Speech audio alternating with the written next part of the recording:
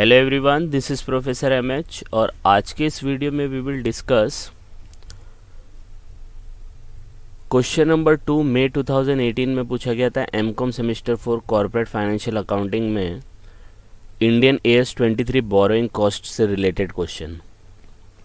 मई 2019 में भी पूछा था, उसका ऑलरेडी मैंने अपलोड कर दिया है आंसर सोल्यूशन और लिंक डिस्क्रिप्शन में, आप वहाँ पे जाके उसको भी देख सकते हैं। ये क्वेश्चन पूछा गया था मई 2018 में सेमेस्टर 4 में क्वेश्चन नंबर 2 15 मार्क के लिए। थोड़ा सा ट्रिकी लगेगा लेकिन इंटरेस्टिंग है, लेकिन मैंने इसको लॉजिकली एक्सप्लेन करने की कोशिश की है तो आपको ये पूरा कॉन्सेप्ट समझ में आ जाएगा। तो let's start with the borrowing cost. अब मैं आपको पहले बता दूं कि बोरोइंग कॉस्ट का ये क्वेश्चन आपको जब तक नहीं समझ में आता जब तक इसका थ्योरी पार्ट नहीं समझेगा। तो 8 से 10 मिनट का वीडियो बनाया गया है कि इंडियन AS बोरोइंग कॉस्ट का मतलब क्या है, क्या क्या उसके अंदर आते हैं, फॉर्मूला जो भी है सब पूरा 8 से 10 मिनट का वीडियो है। तो पहले सबसे पहले आप वो देखेंगे, उसके बाद जब इसका प्रैक्टिकल क्वेश्चन करेंगे तब जाके आपको ये समझ में आएगा। वरना बहुत सारे बच्चे बोलते सर कुछ समझ में ही नहीं आया, क्या हुआ। तो आपको जब तक नहीं समझेगा जब तक उसका थ्योरी पार्ट नहीं समझेगा, इसलिए थ्योरी मैंने ज़्यादा एक्सप्लेन नहीं किया है, 8 से 10 मिनट में लॉजिकली एक्सप्लेन किया है कि आपको पूरा कॉन्सेप्ट समझ में आए। उसका भी लिंक डिस्क्रिप्शन में है, आप पहले वो जाके देखेंगे। फिर ये दोनों प्रैक्टिकल क्वेश्चन, एक क्वेश्चन 2 बार पूछा गया है जो मई 2019 में, वो मई 2018 में भी आया था, राइट। सेम क्वेश्चन था, सिर्फ अमाउंट चेंज था। ये वाला क्वेश्चन थोड़ा सा अलग है, जिसको कैसे सॉल्व करना है वो हम लोग यहाँ पे देखेंगे। तो let's start with the question number 2। First, the question is, Messrs Lakshman limited began the construction of a new building। New building का कंस्ट्रक्शन स्टार्ट किया, कब स्टार्ट किया ये ज़रूर देखना है, डेट बहुत इंपॉर्टेंट है क्योंकि बोरोइंग कॉस्ट है, बोरो कर रहे हो तो डेट देखना बहुत ज़रूरी है। Obtain a 6 lakh special loan to finance इस construction.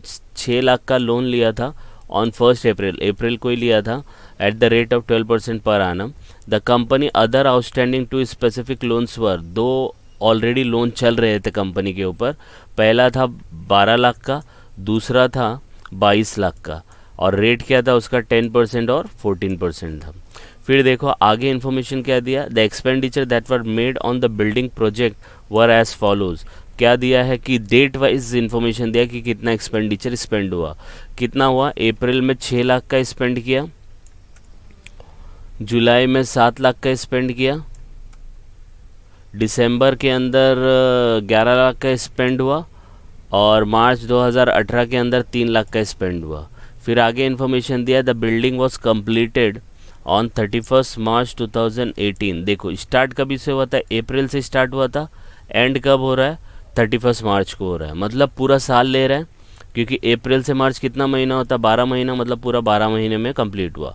Following the principle prescribed under Indian AS 23 borrowing. देखो बोला है ना, फॉलो करो प्रिंसिपल को जो प्रिस्क्राइब किया इंडियन AS के अंदर। अब इंडियन AS के अंदर कौन कौन से प्रिंसिपल है वो हम लोग को फॉलो करना होगा। तो calculate the amount of interest to be capitalise and pass the journal entry of capitalising the cost and borrowing in respect of the building. तो अपने को बताना है कितना अमाउंट कैपिटलाइज होगा और उसकी जनरल एंट्री पास करनी है। तो समझ में आया क्वेश्चन। कंपनी ने 6 लाख का लोन लिया कोई बिल्डिंग को बनाने के लिए, पहले से 2 लोन चल रहे थे, और बिल्डिंग में कितना कितना पैसा स्पेंड हुआ वो सब डिटेल दिया है डेट वाइज। अब क्या करना है, अब मैं आपको इसका फॉर्मेट टाइप में बताता हूँ कि इसको कैसे सॉल्व करना है। तो let's start with the solution. तो सोल्यूशन में क्या करना है आपको, सबसे पहला ऊपर लिख लेना है amount used for construction of the building. इसको थोड़ा बड़ा कर लेते हैं, ठीक है। और फिर यहाँ पे लिखना है, ये लिख लेना है अपने हिसाब से कि भाई स्टार्ट हुआ था 1 अप्रैल से और कंप्लीट हुआ 31 मार्च के पूरा 2018 को। और फिर क्या करना है कि कितना अमाउंट स्पेंड किया है ना, ये वाला डेटा, मतलब ऑलमोस्ट आपका जो इन्फॉर्मेशन है ना क्वेश्चन में से ही मिल जाता है, ठीक है, आंसर। तो ये पूरा डेटा यहाँ पे लिख लेना है। तो अमाउंट आपने कितना कितना स्पेंड किया, इतना स्पेंड किया, और उसकी डेट्स क्या हैं, अप्रैल है, वो लिख लेने का। क्वेश्चन कॉपी कर लो पहला। तो कितना अमाउंट स्पेंड किया उसने, टोटल देखो यहाँ पे 27 लाख आता है, ठीक है, आएगा ना। जब 6, 7, 11 और 3 को ऐड करेंगे, 3 और 7 10 होता है, 10 और 21, 10 और 11 21, और 21 6 27 लाख हो गया। डेट का स्पेंड किया ये। अब देखो ना इसका डेटा क्या इन्फॉर्मेशन क्या है, आपका ईयर कब से स्टार्ट हो रहा है, 1 अप्रैल से स्टार्ट हो रहा है और 31 मार्च को एंड हो रहा है। तो इधर देखो मैंने यहाँ पे लिखा है ये डेटा आपका, ये देखो अप्रैल 2017 से स्टार्ट हुआ और मार्च 2018 में एंड हुआ, तो कितने महीने हो गए, 12 महीना हो गया। ठीक है, अब ये जो 6000 आपने स्पेंड किया है, डेट ऑफ एक्सपेंडिचर अप्रैल है, मतलब यहाँ पे स्पेंड किया है और प्रोजेक्ट कब कंप्लीट हुआ, 31 मार्च 2018 को हुआ। तो इसका मतलब ये पूरे साल के लिए यूज़ माना जाएगा, क्योंकि आपने स्टार्टिंग में स्पेंड कर दिया ना। तो ये कितने महीने के लिए आएगा, तो आपको ये दिखाना पड़ेगा कि नंबर ऑफ मंथ्स यूज, मतलब ये 6000 जो स्पेंड किया वो कितने मंथ के लिए यूज़ हुआ। तो अप्रैल में किया और कंप्लीट कब हुआ, 31 मार्च, तो पूरे साल का आएगा। तो कितना अमाउंट आ जाएगा, मतलब कितना मंथ्स आ जाएगा, 12 मंथ्स आ जाएगा। तो अपने को ये निकालना ज़रूरी है, क्यों, पता चल सके कि जो अमाउंट आप स्पेंड कर रहे हो वो कितने महीने के लिए आपने स्पेंड किया। मतलब अगर आपने अप्रैल में 6000 स्पेंड किया तो इसका मतलब अप्रैल से स्टार्ट हुआ और मार्च में अगर वो प्रोजेक्ट कंप्लीट हुआ तो वो 6 लाख रुपए स्टार्टिंग में लगा है, तो वो 6 लाख रुपए स्टार्टिंग से एंड तक था। आ रही है बात समझ में। सेम वे में देखो 7 लाख जुलाई में किया, अब जुलाई में किया तो जुलाई ये है, जुलाई ये वाला है, तो यहाँ से अगर आप काउंटिंग करेंगे ईयर एंड तक तो कितना महीना होता है, 9 महीना होता है। काउंट करके देख लो ना, जुलाई अगस्त 2 3 4 5 6 7 8 9, तो 9 मंथ्स आएगा। तो यहाँ पे आएगा 9 मंथ्स के लिए। सेम वे में 11 लाख किया है, ये दिसंबर 2017 है, तो दिसंबर किधर है, यहाँ पे है। फिर मतलब दिसंबर में अगर स्पेंड किया तो मार्च तक वो रहेगा ना, क्योंकि स्पेंड कर दिया तो वो उसके अंदर इंक्लूड हो गया। तो दिसंबर तक जैन मार्च कितना महीना होता है, 4 महीना होता है। फिर जो अमाउंट स्पेंड किया मार्च, वो पूरे साल के लिए थोड़ी यूज़ हुआ, मार्च में स्पेंड किया ना, तो वो कितने टाइम के लिए यूज़ हुआ रहेगा, 1 महीने के लिए। आ रही है बात समझ में। अब इसी मंथ्स को लेके और ये अमाउंट को लेके, इसको ग्रीन में करता हूँ, आपको क्या निकालना है, एवरेज कॉस्ट निकालना है। एवरेज कॉस्ट का मतलब ये होता है कि जो 6 लाख है क्या वो पूरे साल यूज़ हुआ, यस 12 महीना, तो अमाउंट कितना आएगा, 6 लाख आएगा। और कैलकुलेशन कैसा होगा, 6 लाख इंटू 12/12। ठीक है, सेकंड वाले में देखो आपको कॉन्सेप्ट समझेगा। अब 7 लाख के कितने महीने के लिए यूज़ हुआ, तो 7 लाख इंटू 9 डिवाइड बाई 12, तो देखो answer 7 lakh into 9 divide by 12। आ रही है बात समझ में। फिर देखो ये क्या है, 11 लाख इंटू 4 डिवाइड बाई 12 आएगा, तो 11 लाख इंटू 4 डिवाइड बाई 12, ये कितना है, 3 लाख 1 मंथ के लिए, तो कितना हो जाएगा, 25,000 आएगा। तो 3 लाख इंटू 1 डिवाइड बाई 12, तो इतना। तो एक्चुअल में आपका जो अमाउंट है इसका अगर टोटल करेंगे तो आपको मिलेगा 15,16,667। इतना ही अमाउंट आपने बिल्डिंग पे स्पेंड किया, मतलब किया आपने 27 लाख, लेकिन जो अमाउंट आपने स्पेंड किया मंथ वाइज, बिकॉज हम लोग कर रहे हैं बोरोइंग कॉस्ट, तो हम लोग को देखना पड़ेगा कितना अमाउंट आपने कितने महीने के लिए यूज़ किया। आ रही बात समझ में, क्योंकि इंटरेस्ट कैलकुलेशन मंथ वाइज होता है, राइट। तो ये हम लोग का जो अमाउंट निकलेगा वो कितने मंथ के लिए यूज़ हुआ वो हम लोग को पता चल गया। आ रही है बात समझ में। अब सीधा ये मंथ वाइज इतना इतना अमाउंट यूज़ हुआ, अब सीधा परसेंटेज लगा देंगे, आंसर आ जाएगा। ठीक है, तो अब कैसे करेंगे, इतना पार्ट समझ में आया आपको, यस और नो।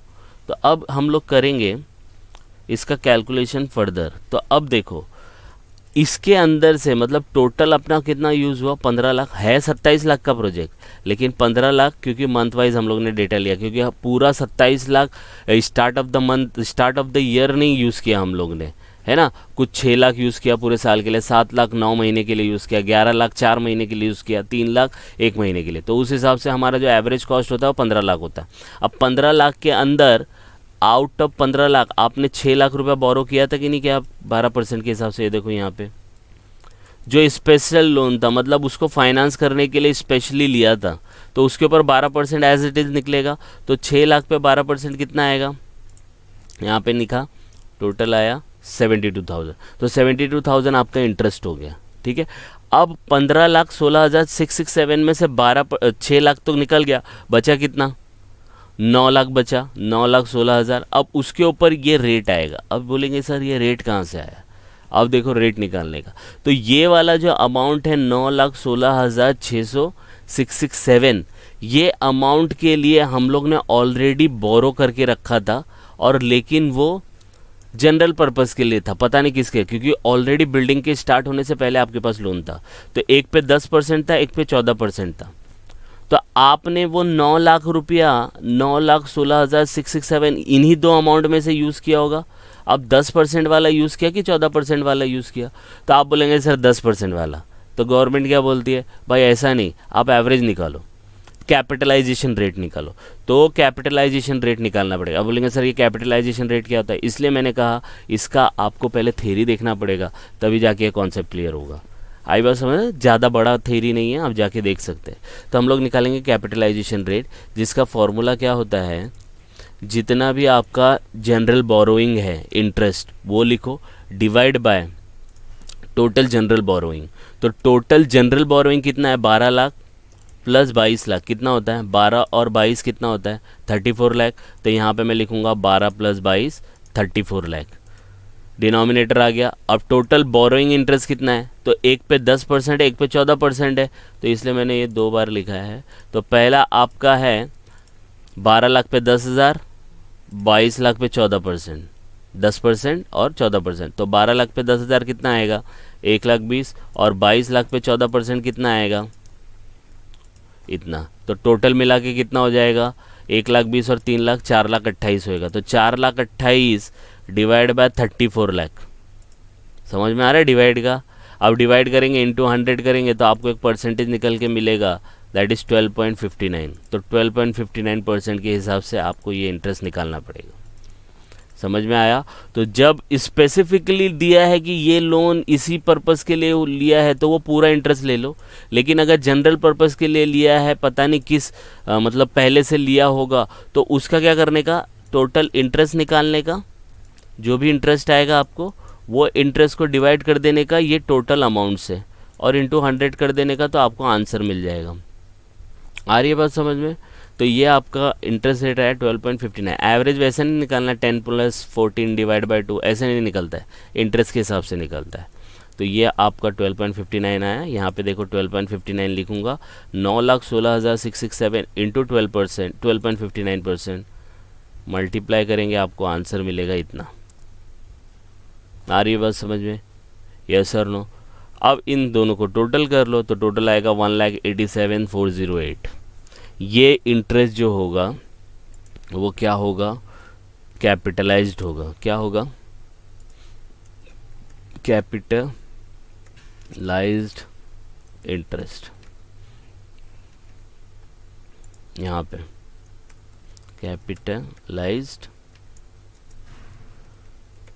इंटरेस्ट, ठीक है? तो ये मैंने यहाँ पे लिख दिया। ओके, तो ये वाला अमाउंट मैं हाईलाइट कर देता हूँ ब्लू में, थोड़ा सा ये ब्लू, ठीक है? तो ये निकालने बोला था कि कितना अमाउंट है जो अमाउंट टू बी कैपिटलाइज, मतलब जितना बिल्डिंग में खर्चा हो रहा है। तो बिल्डिंग में कितना खर्चा हो रहा है? 27 लाख। तो 27 लाख प्लस ये कितना अमाउंट आया? 1,87,408। तो टोटल कॉस्ट कितना हो जाएगा उसका? टोटल कॉस्ट कितना हो जाएगा? तो 27 लाख प्लस 1,87,408, इतने की बिल्डिंग पड़ी। 27 लाख प्लस 1,87,408, तो कितने की बिल्डिंग पड़ी अपने को? 28,87,408। आई बात समझ में? यही निकालने बोला था। अब इसकी जनरल एंट्री पास कर लेते। जनरल एंट्री में क्या है? आप बिल्डिंग परचेस कर रहे हो, बराबर है? 31 मार्च को आएगी ईयर एंडिंग पे जनरल एंट्री। तो बिल्डिंग परचेस, बिल्डिंग कंस्ट्रक्शन कर रहे हो तो एसेट क्रिएट हो रहा है, एसेट डेबिट होता है, तो बिल्डिंग अकाउंट डेबिट। और अमाउंट कितना लिखेंगे? 27 लाख प्लस 187। और ये क्या है? अब बिल्डिंग कंस्ट्रक्ट करे तो पैसा जाएगा ना, तो debit what comes in, credit what goes out. तो credit what goes out to bank, और अमाउंट आएगा आपका सेम 288,7,408, ये वाला अमाउंट। आई बात समझ में? यस और नो? नरेशन लिख देने का, being amount of cost of building and borrowing cost capitalised. ये पूछा गया था आपको क्वेश्चन 15 मार्क के लिए। क्लियर है कॉन्सेप्ट? यस। तो आप इस क्वेश्चन को, इसको मैं थोड़ा छोटा कर देता हूँ तो पूरा स्क्रीन पे आपको दिखेगा, ये दिख रहा है। तो इस तरीके से निकाला जाता है। ये वाला कैलकुलेशन बहुत इंपॉर्टेंट है, ठीक है? तो ये वाला निकाल के फिर इस तरीके से कैलकुलेट करना है। एक दो बार देखेंगे तो आपको पूरा कॉन्सेप्ट क्लियर हो जाएगा, और इसको समझने के लिए आपको इसका थ्योरी देखना ज़रूरी है। तो जस्ट गो थ्रू इट। कुछ डाउट आएगा तो कमेंट करके बता सकते हैं, and please like and subscribe for more videos. Thank you.